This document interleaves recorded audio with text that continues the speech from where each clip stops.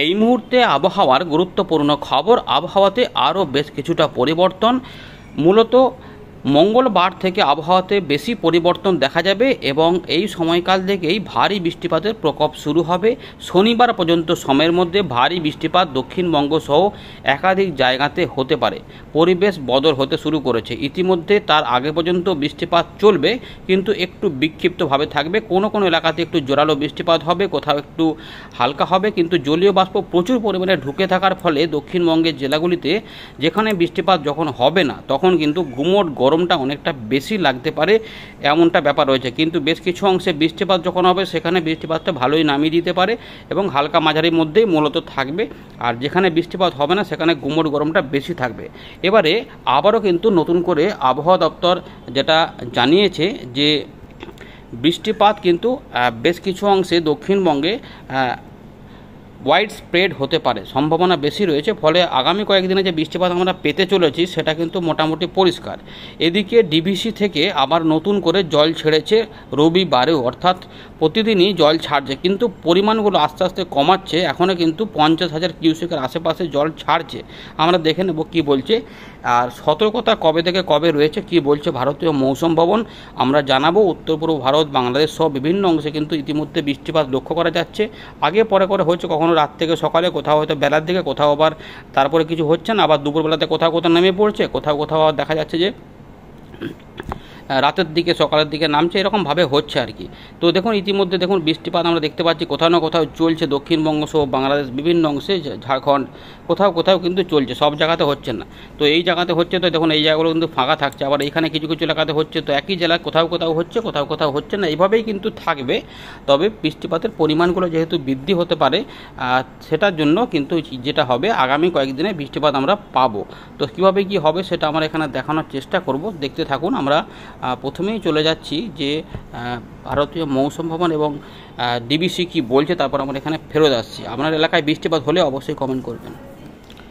এবারে আমরা দেখে নেব যে ডিবিসি কত পরিমাণে জল ছেড়েছে নতুন করে। তো দেখুন ইতিমধ্যে আমাদের একদম ওয়েবসাইট থেকে দেখাচ্ছি যে 11ই আগস্ট আবারও 11টা 30:57 অর্থাৎ রবিবার সকালবেলাতে আবার 45,000 কিউসেক জল ছেড়েছে। অর্থাৎ দেখুন আগের থেকে কিন্তু এবারে 50,000-এর নিচে, অর্থাৎ ধীরে ধীরে জল ছাড়ার পরিমাণ কিন্তু কমাচ্ছে মাইথন এবং পাঞ্চেত থেকে। এটা আপনাদের জানিয়ে দিলাম।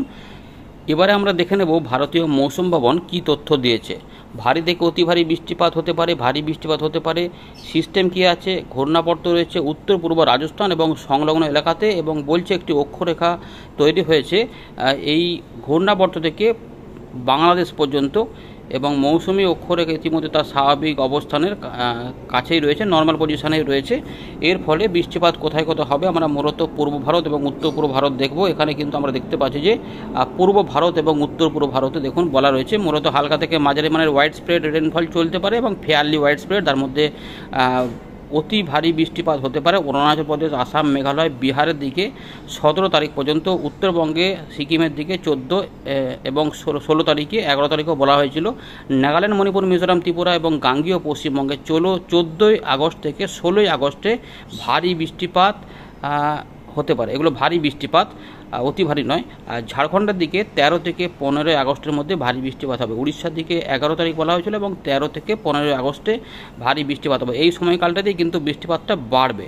আর অতি ভারী বৃষ্টিপাত হলে অরুণাচল প্রদেশ, আসাম, মেঘালয়, নাগাল্যান্ড, মণিপুর, মিজোরাম, ত্রিপুরা, বিহারের দিকে বৃষ্টিপাত হতে পারে। আর এক্সট্রিম হেভি রেনফল হলে মেঘালয়ের দিকে বলা হয়েছিল 11 আগস্টের দিক পর্যন্ত। এটা আপনাদের কিন্তু জানিয়ে দিলাম। এবার একটু ছকটা দেখাই যাতে বুঝতে পারবেন যে বৃষ্টিপাতগুলো কীভাবে আসবে। তো দেখুন এই যে আমরা পাচ্ছি 17ই আগস্ট পর্যন্ত আপডেট, যেখানে আমরা দেখতে পাচ্ছি যে নাগাল্যান্ড, মণিপুর, মিজোরাম, ত্রিপুরা এখানে 14 থেকে 16 আগস্ট এই 3টে দিনে ওয়াইড স্প্রেড রেনফল থাকবে। উত্তরবঙ্গে 11, 12, 13, 14 তারিখ পর্যন্ত ওয়াইড স্প্রেড রেনফল হতে পারে, কিন্তু গাঙ্গেয় পশ্চিমবঙ্গে পরিবেশ ভালো রয়েছে, তাই এখন কিন্তু একদম 17ই আগস্ট পর্যন্ত ওয়াইড স্প্রেড রেনফল হতে পারে। অর্থাৎ বেশিরভাগ এলাকাতে বৃষ্টিপাত আসবে, সেটা হালকা মাঝারি হতে পারে, আবার কোথাও কোথাও বিক্ষিপ্ত ভারী বৃষ্টিপাত হতে পারে। এরকমভাবে থাকবে, এরকমভাবে কিন্তু থাকতে পারে।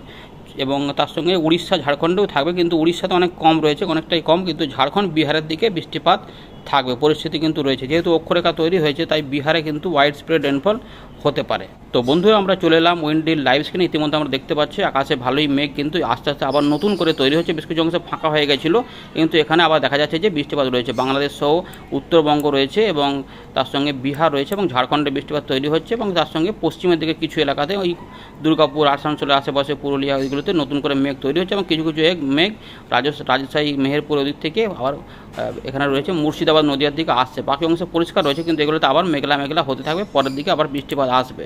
কীভাবে কী আসবে সেটা আমরা দেখব। ইতিমধ্যে আমরা যদি দেখি 17 তারিখ পর্যন্ত কিন্তু আপডেটটা পাওয়া যাচ্ছে যে জোরালো বৃষ্টিপাত হতে হবে 17 তারিখ পর্যন্ত। আমরা 17 তারিখের দিকে যদি চলে যাই তাহলে কি দেখব, দেখুন 17 তারিখে আমরা দেখতে পাচ্ছি কিন্তু দক্ষিণবঙ্গের জেলাগুলিতে বৃষ্টিপাত রয়েছে এবং বাংলাদেশের ঢাকা, খুলনা, বরিশাল, চট্টগ্রাম এবং আমাদের গাঙ্গেয় পশ্চিমবঙ্গেও বেশ কিছু অংশে বৃষ্টিপাত কিন্তু হতে পারে। অর্থাৎ এই দেখুন মাঝারি থেকে ভারী বৃষ্টিপাত হতে পারে।